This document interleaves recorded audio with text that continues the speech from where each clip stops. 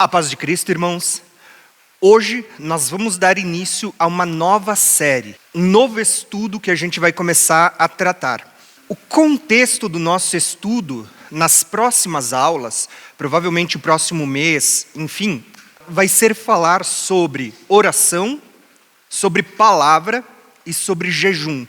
Esses três pilares da fé cristã, da vida cristã. Basicamente, nas próximas aulas, a gente vai estar falando sobre essas três coisas.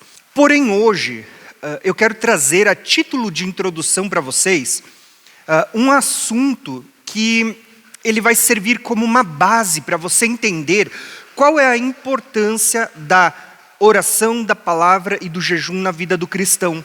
Tudo que eu for falar hoje, ele é apenas uma introdução para o assunto, não é em si ainda o estudo.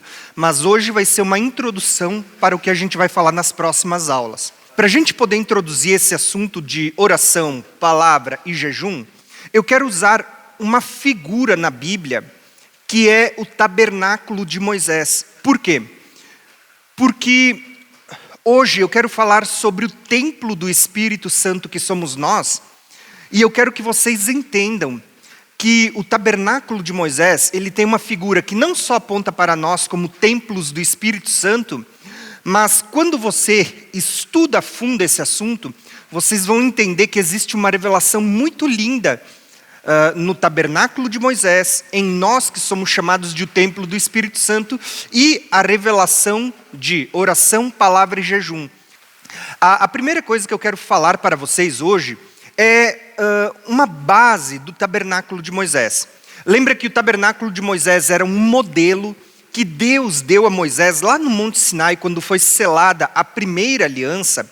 E tudo que está ligado à primeira aliança, ela é uma figura, é uma sombra, cujo as realidades apontavam para a nova aliança.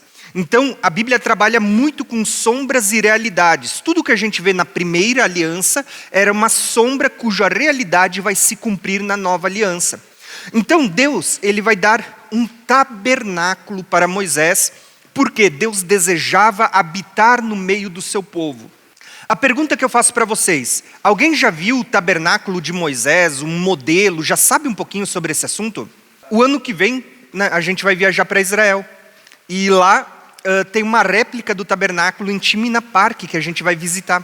Então fica o convite, caso alguém quiser viajar junto também. Mas olha só, eu quero demonstrar para vocês uma imagem do tabernáculo de Moisés, só para vocês terem uma noção básica dele.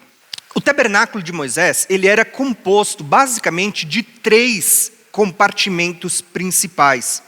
O primeiro dele era a parte exterior, que ela era cercada, né? Era como se fosse uma cerca, era a parte exterior, a parte de fora. Essa parte ela vai ser chamada de átrio exterior. O que era o átrio exterior? A parte externa, a parte que todo mundo podia ver. Você subia em qualquer elevação, você subia em qualquer monte, você podia olhar e você ia ver essa parte. Quem entrava para trazer as suas ofertas via essa parte do átrio exterior.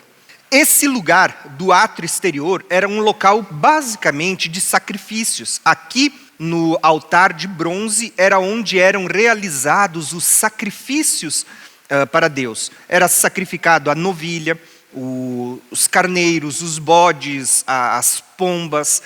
Todo o derramamento de sangue era feito aqui, no átrio exterior. Depois havia a bacia de bronze também, que foi feita com os espelhos das mulheres. Então, quando eles chegavam ali para se lavar, além de poder se limpar do sacrifício, eles também viam refletido o céu, porque você ia ali nessa bacia, a bacia ela era cheia de água e ela foi feita com os espelhos das mulheres. Quando você ia se lavar, além de você poder se ver, você via a reflexão do céu. Então você tem uma revelação bem bacana aqui, que não é o contexto de hoje, mas só para apresentar para vocês. Posteriormente, então, os sacerdotes cruzavam esse véu. O primeiro véu é da entrada, o segundo véu, você entrava no lugar santo. Então você tinha o átrio exterior, o lugar santo, e no lugar santo você tinha ali 3 utensílios, que era a mesa dos pães da proposição, que tinha 12 pães representando as 12 tribos. Você tinha a menorá, que era a lâmpada que iluminava o ambiente, e você tinha o altar de incenso, que o altar de incenso ele está ligado a queimar incensos diante da presença de Deus. Por fim, você cruzava esse último véu e você chegava ao lugar que é chamado de Santíssimo. Lembra que a Bíblia fala sobre o Santo dos Santos? Esse local é onde ficava a Arca da Aliança. Esse era o local santo. Qual que é a diferença desses lugares, desses 3 compartimentos? A parte de fora, os utensílios, eles eram feitos de bronze. E bronze na Bíblia está ligado ao pecado, ao juízo. Mas quando você entra aqui dentro, os utensílios, eles eram feitos de madeira revestidas de ouro. Ouro aponta para aquilo que é divino. Talvez uma das revelações mais importantes que eu queria que vocês gravassem acerca do tabernáculo é: geralmente o tabernáculo ele era visto da seguinte forma, como a parte exterior, a parte de fora, que era esta parte aqui, a parte exterior, e a parte interior do tabernáculo. Só que a parte interior, por sua vez, era dividida em 2, o lugar santo e o lugar santíssimo. Por que a gente vai falar disso? Porque daqui a pouco eu vou ler alguns textos e eu queria que vocês mantivessem isso na mente. Paulo vai dizer assim, que ainda que o homem exterior se corrompa, o interior se renova. Às vezes a gente lê e a gente não entende, mas Paulo estava falando do tabernáculo. Paulo estava dizendo, ainda que o exterior, a parte de fora se corrompa, o interior se renova. Ele estava usando a mesma figura do tabernáculo. Só que porque muitas vezes a gente não conhece a linguagem do Velho Testamento, a gente não entende metade das coisas que estão sendo citadas na Bíblia. A primeira coisa que nós vamos fazer é ler alguns textos. Eu quero demonstrar para vocês algumas coisas muito interessantes acerca do tabernáculo de Moisés na primeira aliança, como isto era uma figura que apontava para nós, que somos o templo do Espírito Santo na nova aliança. E por fim, eu quero demonstrar para vocês como que entender isso vai nos levar a uma compreensão sobre o assunto que a gente vai estudar daqui a uns dias: a oração, a palavra e o jejum. Quando a gente olha para o tabernáculo, eu já falei para vocês, hoje eu não vou ler todos os textos que passam na tela, por causa do tempo que a gente não tem para poder manter dentro do nosso período de 1 hora. Então eu vou escolher apenas alguns textos para a gente ler. Quando a gente fala do tabernáculo, você vai ver que Êxodo 40 vai mostrar que o tabernáculo era dividido em 3 partes. A parte exterior, o santo e o santíssimo. Mas, como eu disse para vocês, o tabernáculo de Moisés, ele era uma sombra, cuja realidade na nova aliança aponta para nós.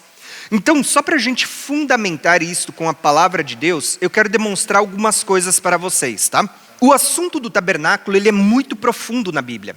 Na verdade, acho que todo mundo deveria estudar esse assunto, porque ele tem tanta revelação, que eu vou demonstrar umas coisas para vocês antes da gente começar o estudo. Olha só que interessante. Quando a gente olha para o tabernáculo, você vai ver que, primeiramente, o tabernáculo ele aponta para Cristo. Tudo no tabernáculo aponta para Jesus.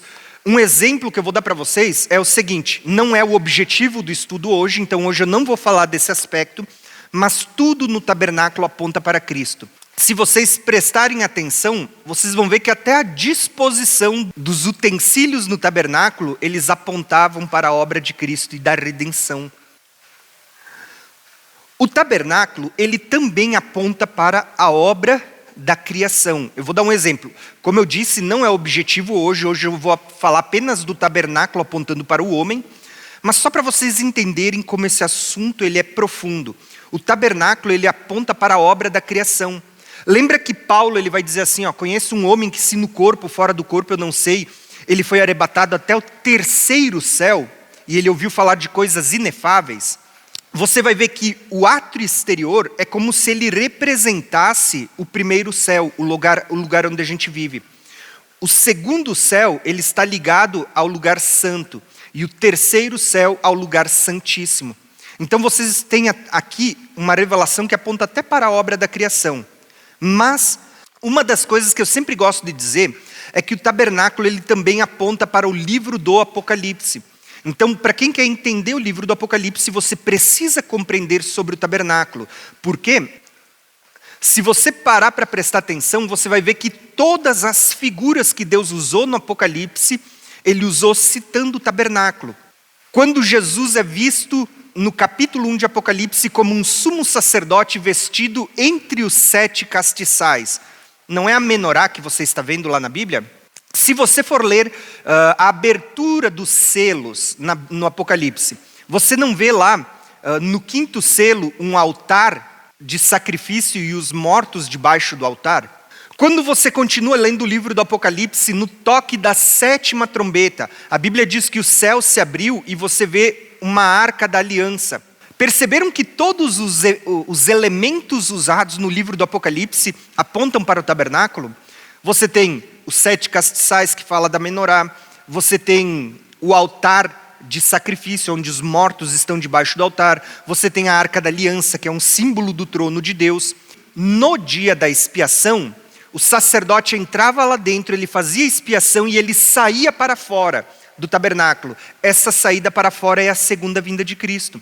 E quando ele saía para fora, ele pegava todo aquele sangue que ele tinha usado no dia da expiação, e ele vinha até o altar de sacrifício, que era o altar de bronze, e ele pegava esse sangue, ele derramava na terra e ele fazia 7 aspersões. Você não tem no livro do Apocalipse 7 taças da ira sendo derramadas? E a Bíblia não diz que o sangue escorrerá até os freios do cavalo? Era aquele sangue que ele derramava e corria pela areia, pelo chão.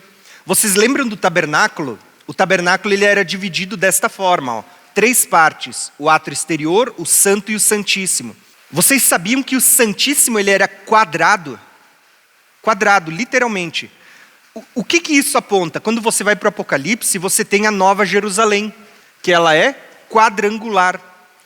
E você vê dentro dela o trono de Deus. A arca é um símbolo do trono de Deus. Então vocês têm muitas revelações aqui que são fantásticas, tá? Então, eu só quis mostrar isso para vocês entenderem que a revelação do tabernáculo ela é muito abrangente. Ela vai falar de muitas coisas. Mas hoje eu vou frisar apenas um aspecto, que é o tabernáculo apontando para nós como templos do Espírito Santo.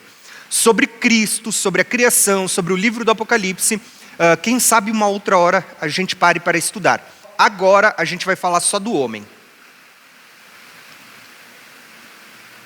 Então, eu quero focar com vocês esse aspecto do tabernáculo, que é o tabernáculo apontando para nós, como sendo templos do Espírito Santo. Então, olha só que interessante as figuras que eu vou demonstrar para vocês, e aqui eu quero que vocês comecem a compreender algumas coisas. Vocês lembram que Paulo ele vai escrever em 1 Coríntios capítulo 3, dizendo assim, não sabeis vós que vocês são o templo, o santuário de Deus, e que o Espírito Santo ele habita dentro de vocês? Paulo, no capítulo 13, ele vai dizer assim, vocês são o templo do Espírito Santo. Na primeira aliança, vocês vão perceber que Deus, ele veio habitar no meio do povo, e ele habitava no tabernáculo. Só que quando a gente olha para a nova aliança, a Bíblia vai dizer assim, que Jesus ele escolheu tabernacular entre nós. E ele vai enviar o Espírito Santo para habitar dentro de nós. Quando vocês olham para o dia da inauguração do tabernáculo de Moisés, vocês sabiam que no dia que o tabernáculo foi inaugurado, um fogo saiu aqui da presença de Deus, porque a arca da aliança era a presença de Deus, onde Deus estava. Um fogo saiu daqui de dentro e veio para fora, e o fogo acendeu o altar de holocaustos. Vocês vão ver que a primeira vez que o tabernáculo foi inaugurado, o próprio Deus é quem acendeu a chama. Por isso que você vai ver um versículo bíblico que diz assim, que a chama arderá constantemente, que ela não deveria ser apagada, porque a primeira vez quem acendeu foi o próprio Deus. Isso no tabernáculo de Moisés. No templo de Salomão não é diferente. Quando o templo de Salomão foi inaugurado, vocês vão ver que a glória do Senhor invadiu aquele lugar, as pessoas não podiam ficar de pé, e a Bíblia diz que lá no templo de Salomão, um fogo desceu, saiu da presença de Deus e acendeu também o altar de bronze que tinha lá no templo de Salomão. A mesma coisa que aconteceu com Moisés, aconteceu no templo de Salomão. que eram figuras, que eram um modelo, uma sombra, que apontava para uma realidade maior.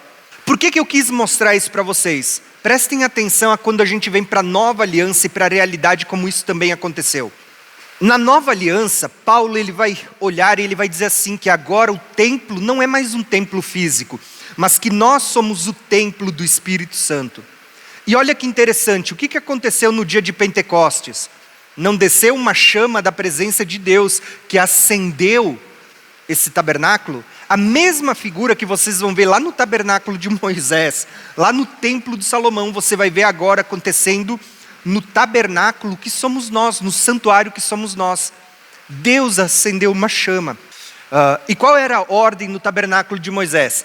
Que não deixasse a chama se apagar, que ela deveria arder constantemente. Qual que é a ordem no Novo Testamento? Não apagueis o Espírito Santo. Percebeu que as mesmas coisas que você vê no Novo Testamento, elas são a realidade daquilo que Deus já havia revelado no Velho Testamento? Eu poderia ler muitos textos para vocês. Eu deixei aqui uma lista de vários textos mostrando que a Bíblia vai mostrar no Novo Testamento que nós somos o templo do Espírito Santo e que hoje Ele habita dentro de nós. Como eu disse, para a gente ganhar tempo, eu não vou ler todos os textos. Eu quero apenas citar um ou dois para a gente poder dar sequência a esse estudo. Algo interessante é justamente aquilo que eu falei para vocês da divisão do tabernáculo. Porque o tabernáculo ele era dividido em duas partes para quem olhava. A parte exterior e a parte interior, a parte coberta. Quantas partes tinha o tabernáculo de Moisés? 3. Né? O átrio exterior, o santo e o santíssimo. Mas para quem olhava de fora, quantas partes tinha? 2. A parte de fora, o átrio exterior, e a tenda, a parte encoberta. Porque lá dentro, por mais que eles soubessem, eles não podiam ver. Por que isso é interessante? Porque essa é a linguagem que a gente vai ver na nova aliança. Na nova aliança é dito assim, por isso não desfaleçamos, mas ainda que o nosso homem exterior se corrompa, o interior, contudo, se renova. Perceba que a linguagem é a mesma. O exterior falava do átrio exterior. O interior falava da parte coberta. Quando a gente olha para nós, você olha para o seu irmão que está do lado, você olha, você vê o quê? Você não vê um corpo presente aqui?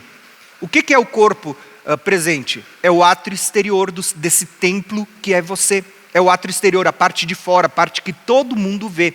Mas dentro de você, você entende que existe um homem interior, que a gente vai chamar de o espírito do homem. Paulo usa essa expressão, homem exterior, homem interior. Pedro também usa. Ele diz assim, mas o homem encoberto no interior, no seu coração, incorruptível de traje, de um espírito manso, quieto, que é precioso diante de Deus. Pedro, ele diz assim, existe, né, o exterior, aqui, mas existe o homem encoberto. O exterior, mas o homem encoberto. Ele também está citando a mesma linguagem. Por que isso é interessante, irmãos? Olha só o que a gente vai ver. Depois disso eu vou explicar a imagem para vocês. Se você entender que, em primeiro lugar, a Bíblia vai falar do homem exterior e o homem interior, ou o homem encoberto, ou seja, você tem duas figuras aqui. Se a gente for afunilar, você vai descobrir que o tabernáculo ele não era dividido só em duas partes, mas em 3. Porque você via lá na parte coberta duas partes, o santo e o santíssimo. E você vai ver que o próprio Paulo, nas suas cartas, nas suas epístolas, ele vai começar a deixar isso claro. Ora, ele usa a figura, o homem exterior e o homem encoberto, ainda que o exterior se corrompa, o interior se renova. Está falando de duas partes. Ora, Paulo vai abranger de uma forma mais profunda, falando das 3. Por isso que quando Paulo escreve sobre a nossa santificação, Paulo vai escrever o seguinte, lembrando que Paulo é quem diz que nós somos o templo do Espírito Santo. Então, olha só o que Paulo tem em mente quando ele fala de nós sermos o templo do Espírito Santo. Ele vai dizer assim, afastem-se de toda forma do mal, que o próprio Deus da paz os santifique inteiramente, que todo o espírito, alma e corpo de vocês seja conservado irrepreensível até a vinda do nosso Senhor Jesus Cristo. Pergunta que eu faço para vocês: quantas coisas Paulo citou aqui? Ele citou o espírito, a alma e o corpo.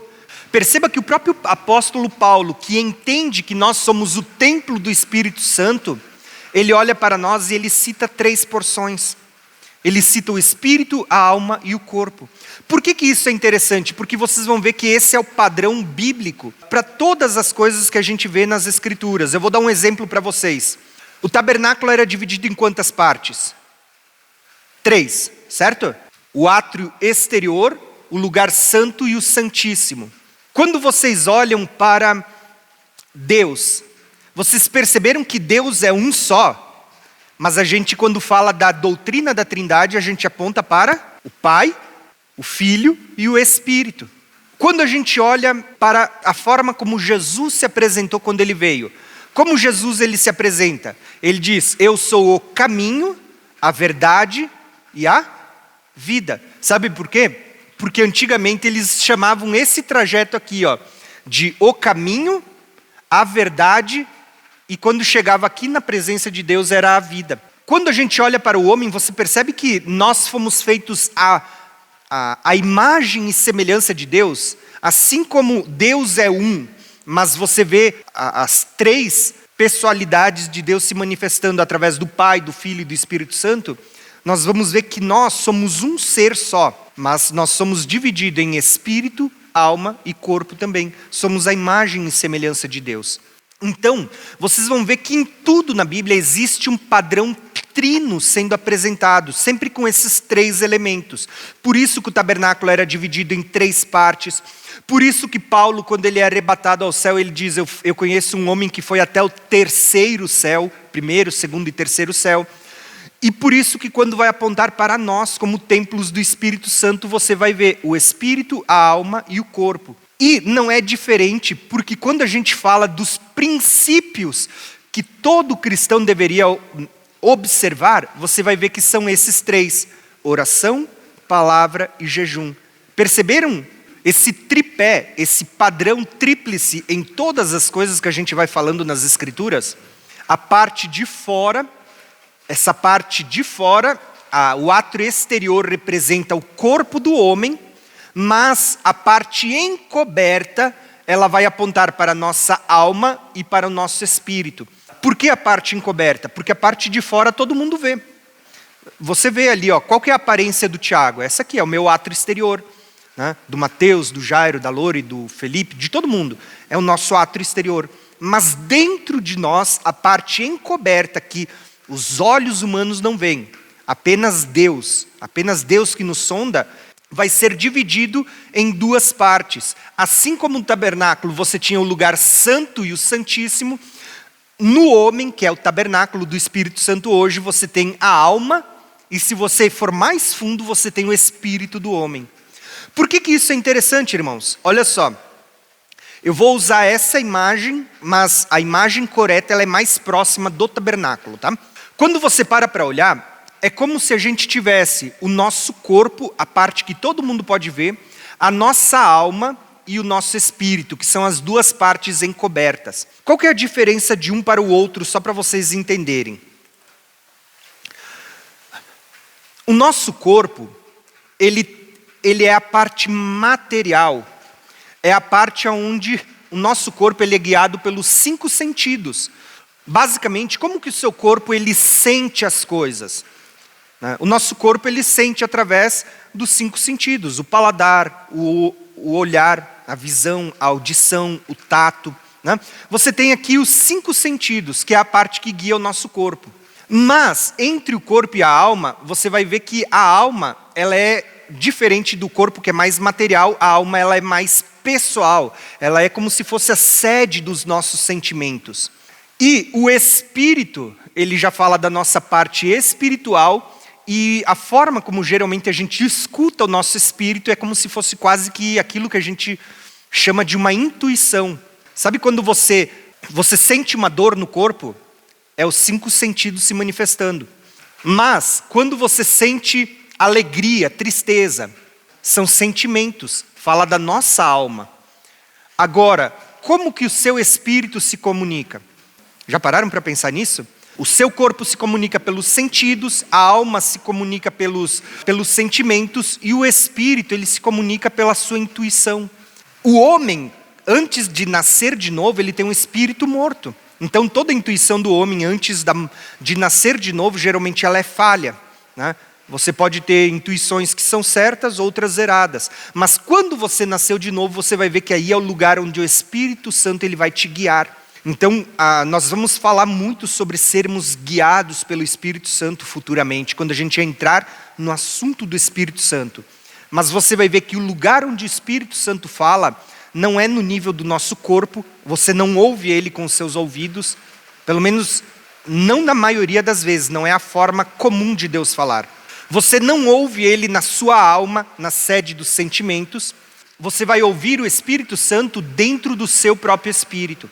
Um detalhe que eu quero citar para vocês. Vocês sabiam que o primeiro tabernáculo, que é o tabernáculo de Moisés, foi um pedido de Deus? Deus pediu para Moisés, faça um modelo conforme aquilo que eu vou te mostrar do céu. Então o tabernáculo ele é um modelo do céu, por isso que eu falo da criação, ele é um modelo de nós, de Cristo, do Apocalipse. Mas o templo de Salomão, que é uma réplica do tabernáculo, só que aumentada, não foi um pedido de Deus. Deus não pediu para fazerem ele. Quem desejou no seu coração foi Davi, e Deus disse, tá, tudo bem, eu vou deixar o teu filho fazer. Deus aceitou, mas não foi um pedido de Deus. Vocês sabiam? Inclusive, quando a gente viaja para Israel e você vai lá em Timna Park, no tabernáculo, essa é uma das primeiras coisas que eles te explicam quando você entra lá, é que o tabernáculo foi um pedido de Deus, o templo de Salomão não foi. Por que isso é interessante? Porque o tabernáculo de Moisés, que vocês vão ter aqui, era uma tenda móvel. O templo era fixo, era só naquele lugar. O tabernáculo era uma tenda móvel. Por que Deus queria uma tenda móvel? Porque quando Deus levantava, o povo desmontava o tabernáculo e seguia a nuvem da presença de Deus. Era isso que Deus queria. Quando a gente olha para nós, Deus não estava mostrando que nós somos tendas móveis, a gente se movimenta, vai de um lugar para o outro, e conforme o Espírito nos guia, a gente vai para outros lugares. Era isso que Deus esperava lá no primeiro tabernáculo, e era o que Ele esperava de nós. Tendas móveis, que se movimentam, que são guiados pela presença de Deus, que seguem a presença de Deus. Agora que você entendeu que o tabernáculo ele é um símbolo que apontava para nós, que nós hoje somos a realidade do tabernáculo, agora eu quero falar dessas três partes. O lugar santíssimo, o santo dos santos, o lugar santo e o átrio exterior. E como essas três partes estão associadas ao espírito, à alma e ao corpo. Tá? E como isso vai apontar para algo que é o que a gente vai começar a estudar nas próximas aulas.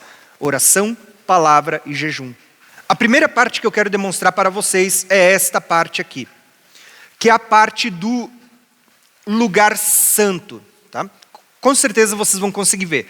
Essa parte era o lugar santo. A única coisa que ficava ali dentro era a Arca da Aliança. E dentro da Arca da Aliança ficava algumas coisas, tá? Que era a vara de Arão que floresceu, um vaso de ouro com um maná escondido que eles comeram durante 40 anos no deserto e as 2 tábuas da lei.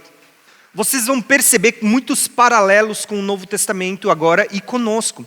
Você vai ver que ali, nessa arca que vocês estão vendo, a parte de baixo ela era feita de madeira de acácia revestida de ouro e a parte de cima ela era de ouro puro.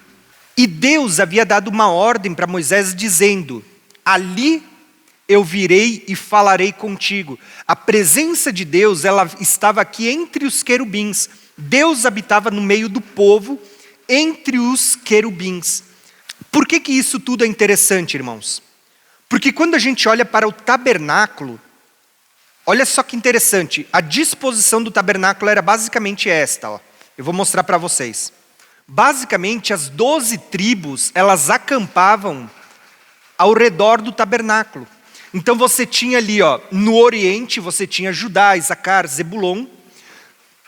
No Ocidente, você tinha Efraim, Manassés, Benjamim. Depois, ao norte, você tinha Dan, Aser, Naftali. você tinha Ruben, Simeão e Gade ao sul. Mas você vai ver que Deus ele declara assim, ó, que quando você olhasse para a disposição do tabernáculo, era aqui dentro, no lugar santíssimo, onde estava a arca da aliança, que Deus ele diz, ali eu virei e falarei contigo.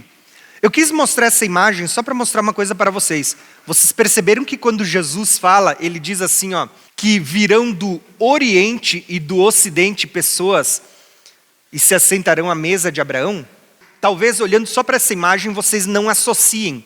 Mas quando a gente estuda o mistério de Cristo, vocês vão ver que de Judá vêm os judeus e Efraim é semeado entre as nações e Deus vai recolher dentre as nações.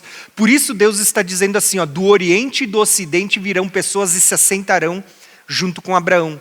Só para vocês entenderem, Jesus diz que a vinda dele será como um relâmpago que sai do Oriente e se mostra no Ocidente.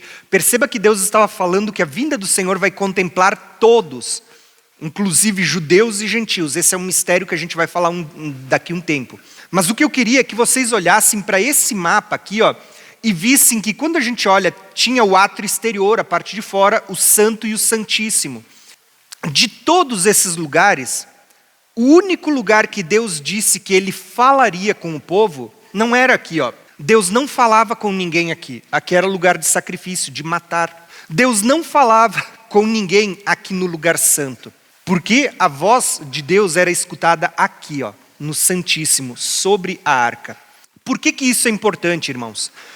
Porque o lugar santíssimo ele está ligado ao nosso espírito. E é no nosso espírito que vocês vão perceber que Deus vai falar. Deus pode falar ao nível do seu ouvido? Pode. Mas não é a forma comum. Deus pode falar através da sua alma, dos seus sentimentos? Pode, mas não é o lugar comum. O lugar onde Deus fala é no nível do seu espírito. Por quê?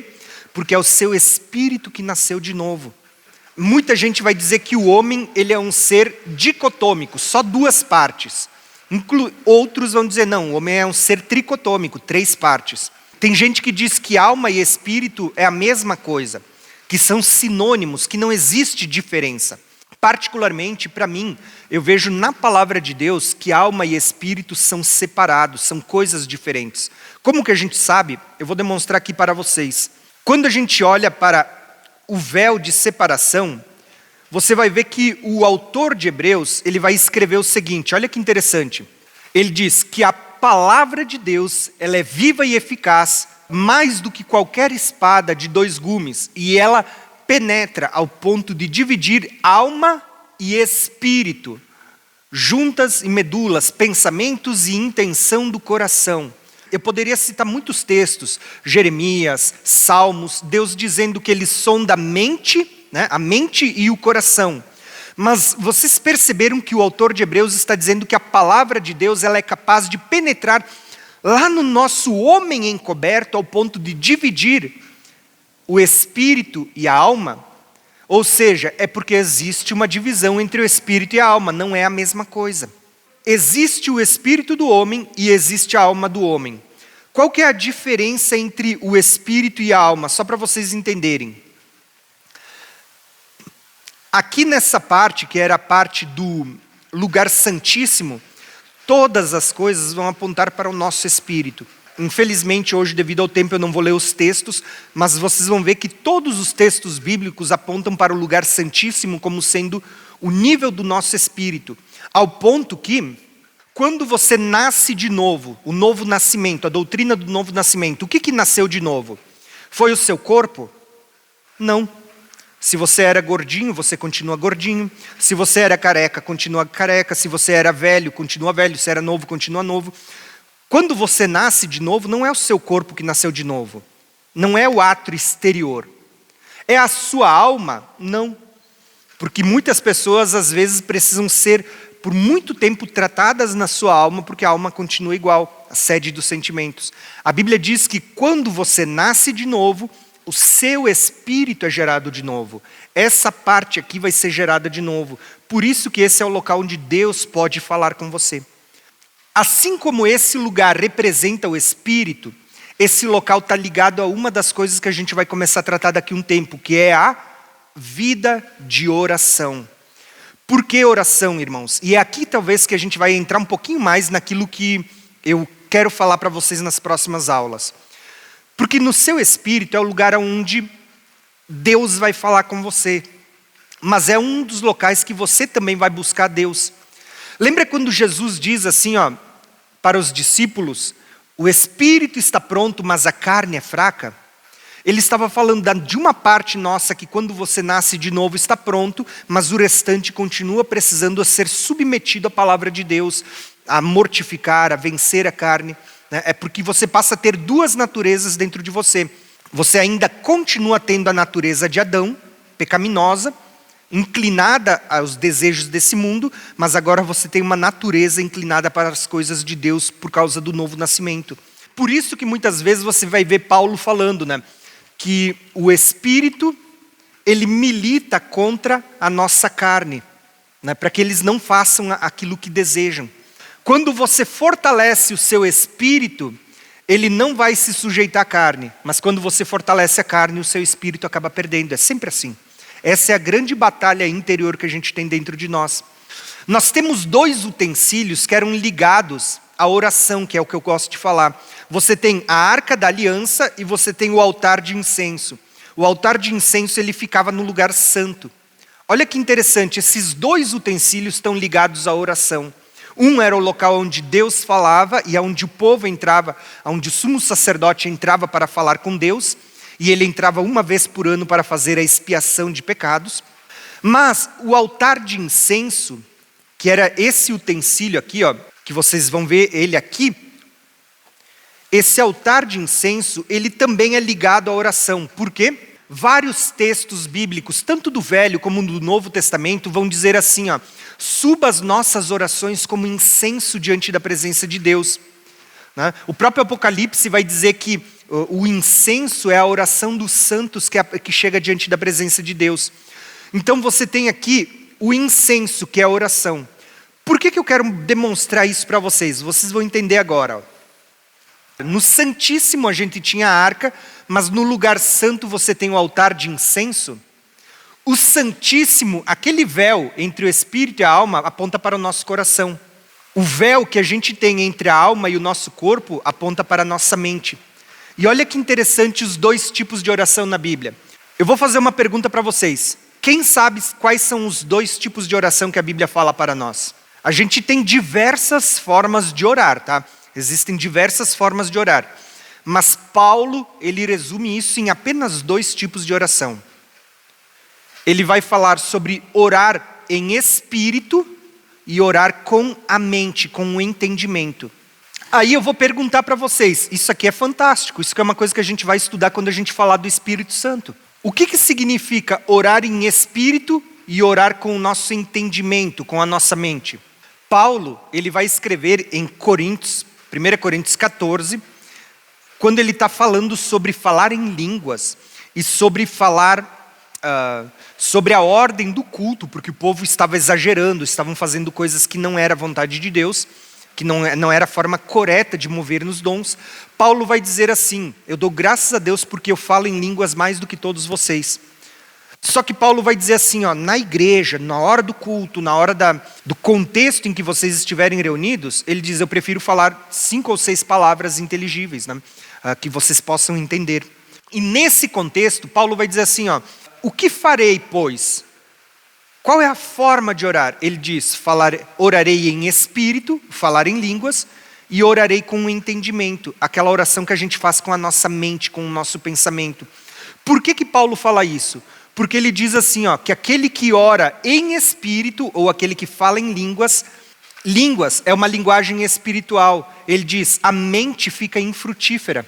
Vocês já entenderam isso que Paulo está falando? Paulo está dizendo assim, quando você fala em línguas, o seu espírito ora bem, mas a sua mente fica infrutífera, porque você não entende. Ele diz assim, em espírito você fala mistérios com Deus. Quando você vê alguém falando em línguas, você entende o que ele está falando? Não. A menos que haja o dom de interpretação, você não entende. Nem mesmo quem está orando em línguas não entende. Por quê? Porque Paulo escreveu isso. Ele diz assim, quando a gente fala em línguas, ele diz, o nosso espírito ora bem.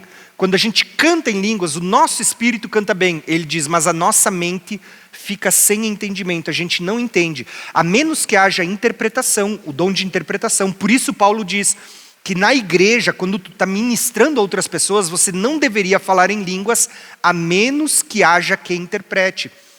Ele diz, pelo contrário, se não há quem interprete, fique falando apenas você e Deus, porque não há interpretação, então fala você e Deus. Por que isso é interessante, irmãos?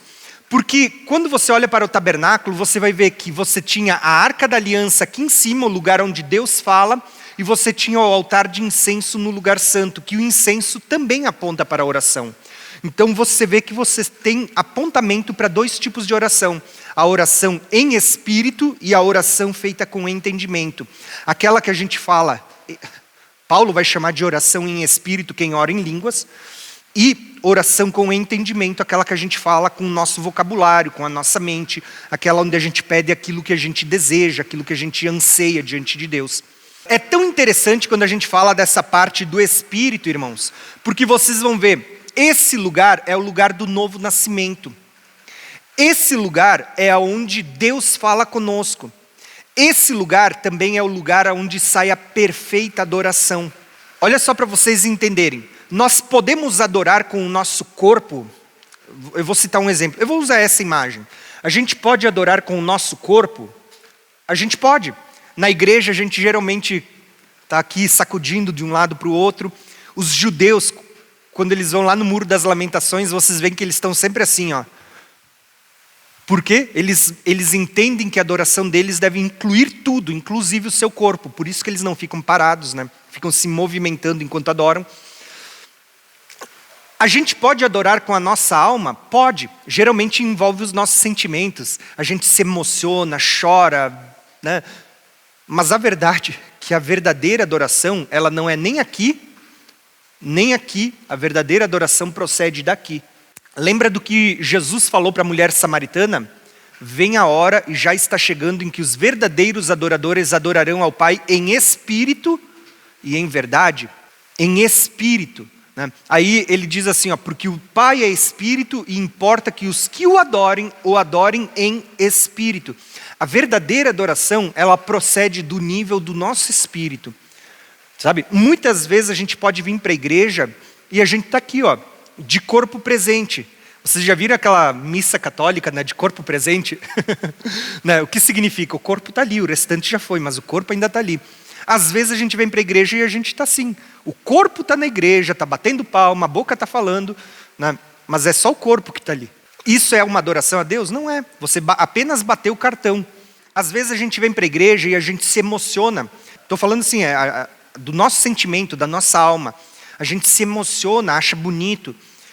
Mas isso ainda assim não é a verdadeira adoração. A verdadeira adoração é quando a gente consegue mover o nosso espírito a adorar a Deus.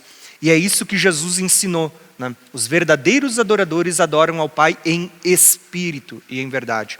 Tá? Então é dali que procede a verdadeira adoração. E desses dois lugares, o espírito e a alma, é que procedem as orações do homem. Com o espírito, a gente ora quando a gente fala em línguas. Com a alma, a gente ora quando a gente fala com o nosso entendimento, com a nossa mente. Por isso que Paulo, ele pergunta, o que faremos, pois, então? Ele diz, falaremos em línguas, ou oraremos em espírito, mas também oraremos com entendimento. Cantaremos em espírito, mas também cantaremos com entendimento. Ele vai falar das duas coisas, né? Quando a gente saía do lugar santíssimo, que estava aqui, e você vinha para fora, você tinha o lugar santo. No lugar santo, você tinha 3 utensílios, que são eles. A mesa dos pães da proposição. Nessa mesa, você tinha 12 pães, que eram colocados ali. E que no sábado, né, no dia sabático, os sacerdotes se reuniam e comiam esses pães e bebiam o vinho que estava ali. Olha uma figura que desde o passado já apontava para a ceia do Senhor. Comer o pão e beber o vinho, na presença de Deus. Né? Então isso apontava para Cristo, mas isso também aponta para nós.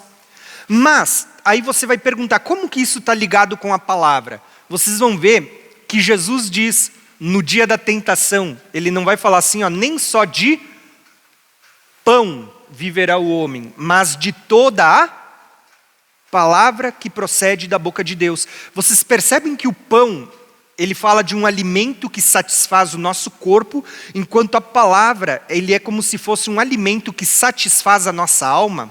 Só que olha que interessante, algumas coisas que às vezes a gente não percebe. Quando a gente fala do lugar santíssimo, a Bíblia fala de uma santificação inicial. Quando você creu em Jesus, o seu espírito nasceu de novo, o seu espírito agora é santo. Você foi santificado. Quando a gente fala da nossa alma, você vai ver que existe uma santificação progressiva. Né? O que é isso?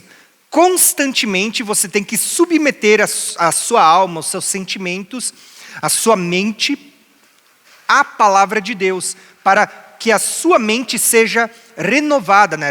Renovai-vos o vosso entendimento por meio da palavra de Deus. Constantemente você tem que submeter a sua vida à palavra de Deus para que você se torne santo.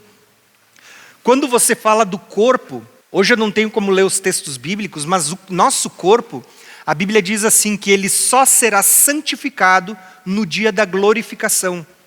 Quando a gente tiver um corpo glorificado, isso é chamado de santificação final. Então, o espírito tem a santificação inicial. Nossa alma, santificação progressiva. Você toda hora tem que estar submetendo ela à palavra de Deus. Nosso corpo, você vai ver que ele só vai ter uma santificação plena no dia da glorificação, quando você receber um corpo glorificado, que não é mais sujeito ao pecado. Então nós temos aqui 3 estágios: a santificação inicial, progressiva e santificação final. Nós falamos que a mesa dos pães asmos, ela aponta para a palavra de Deus, né? O pão é um símbolo que aponta para a palavra. O castiçal, ou a menorá, também aponta para a palavra, né? Na verdade, tem muita revelação, porque a menorá, ela está ligada à palavra de Deus. Lembra que quando a gente estuda, é dito assim, ó, lá em Salmos: lâmpada para os nossos pés é a tua palavra. O que ele está dizendo aqui? Ó, lâmpada, ela fica acesa.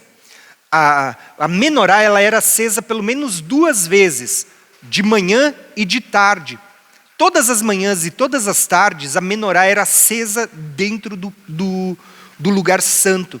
Aqui tem muita revelação. Por quê? Assim como a igreja foi acendida nos dias de Jesus, a igreja primitiva, existe um avivamento para o tempo do fim, onde a igreja vai ser acesa de novo. Por isso que ela era acesa de manhã e de tarde.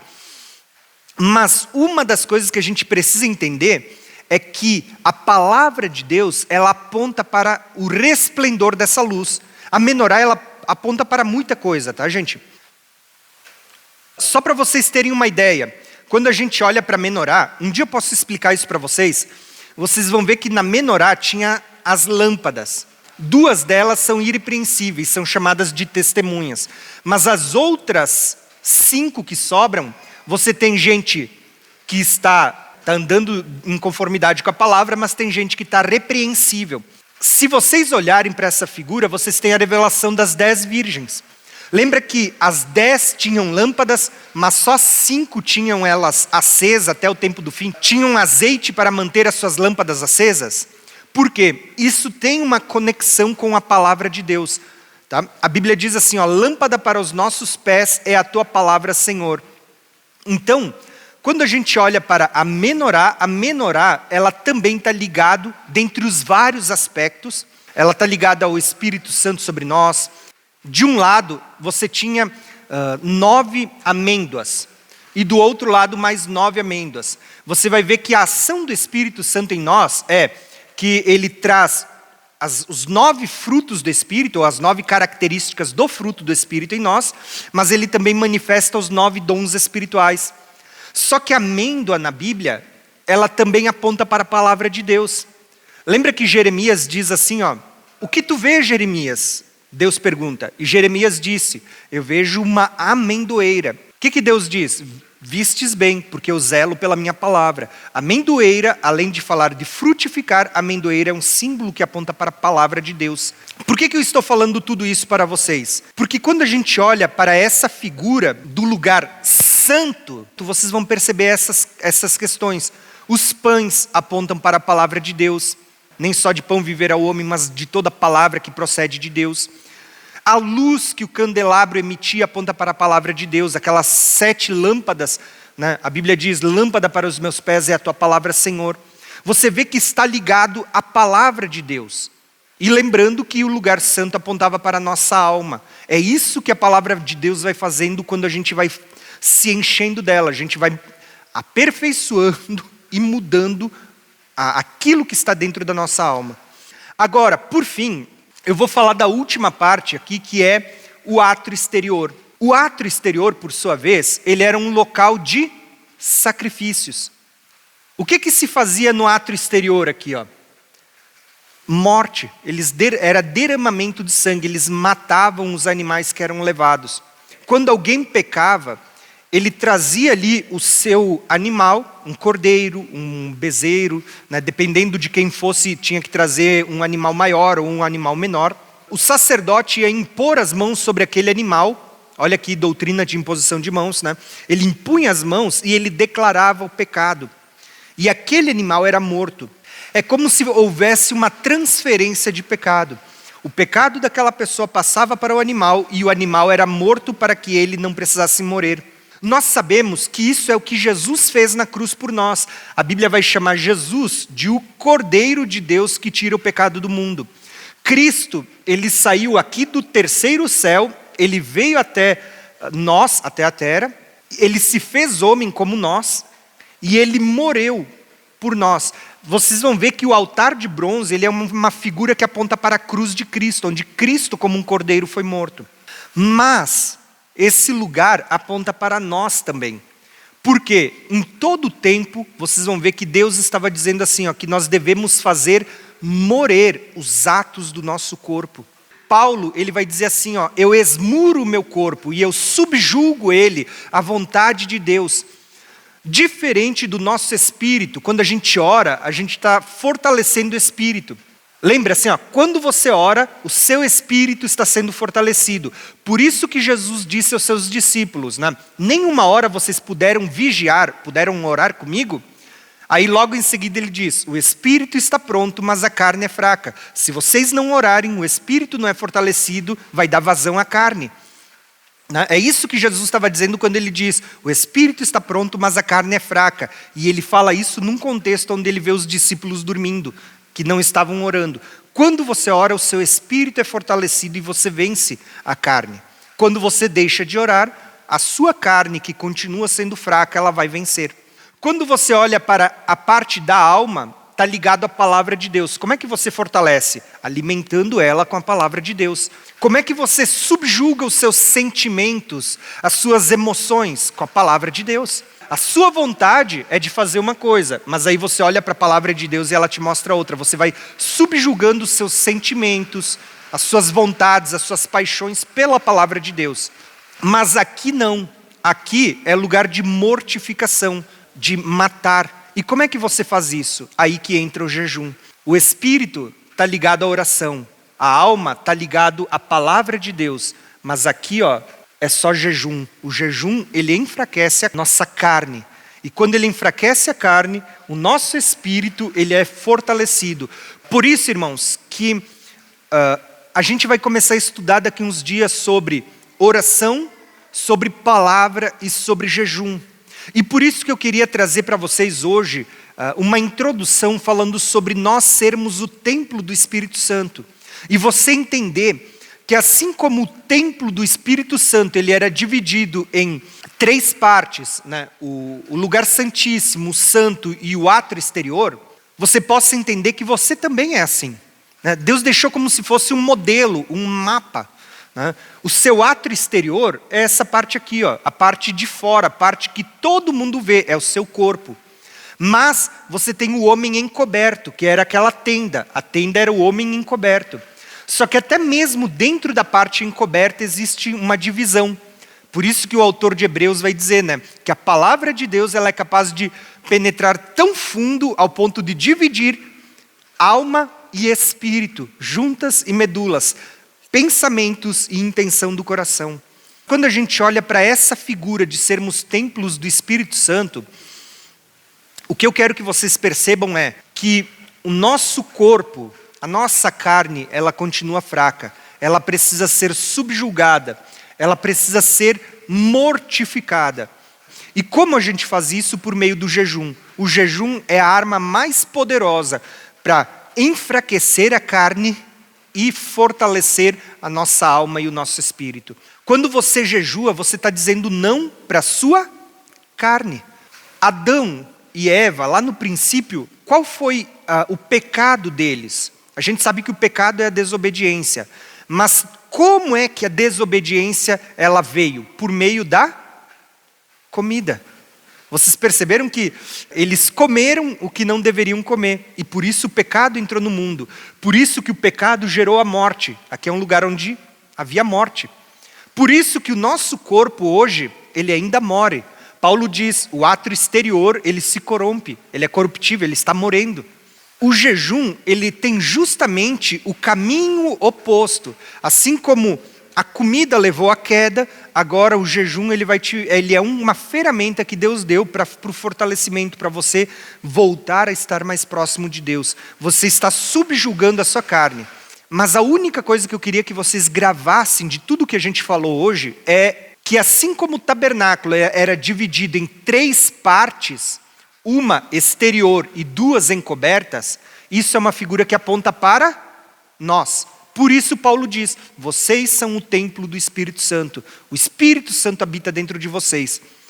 Por que Paulo diz que você não deveria cometer imoralidade sexual ou pecar pornografia? A Bíblia fala de porneia, né? Pornografia, imoralidade sexual, por meio do adultério, por meio de todo tipo de pecado sexual que a Bíblia fala. Porque ele diz assim, aquele que peca a imoralidade sexual, ele diz, peca contra o seu próprio corpo. E ele diz, não sabeis vós que vocês são o templo do Espírito Santo? E que se você destruir o templo do Espírito Santo, Deus o destruirá? Percebam que Paulo vai dizer que todos os pecados que a gente comete, ele diz assim, o único que é contra o seu próprio corpo é a imoralidade sexual. Quando você olha para o Apocalipse, você vai perceber que existem 2 pecados que são dados destaque. A imoralidade sexual e a idolatria. Por que Deus fala só desses 2? Porque imoralidade sexual, você está pecando contra o seu próprio corpo. A idolatria, você está pecando contra a sua alma e o seu espírito. Você está introduzindo dentro de você um outro Deus, que é diferente daquele Deus que está habitando dentro de você, o Espírito Santo. Você é templo do Espírito Santo. Quando você adora outro ídolo, você pecou contra Deus. O seu corpo é templo do Espírito Santo. Quando você comete imoralidade sexual, você peca contra o seu corpo. Então, a verdade é que tem muitas coisas que poderiam ser faladas aqui. Mas a única coisa que eu quero que vocês gravem é que assim como o tabernáculo era dividido em 3 partes, você que é templo do Espírito Santo também é dividido em 3 partes. É um ser tricotômico.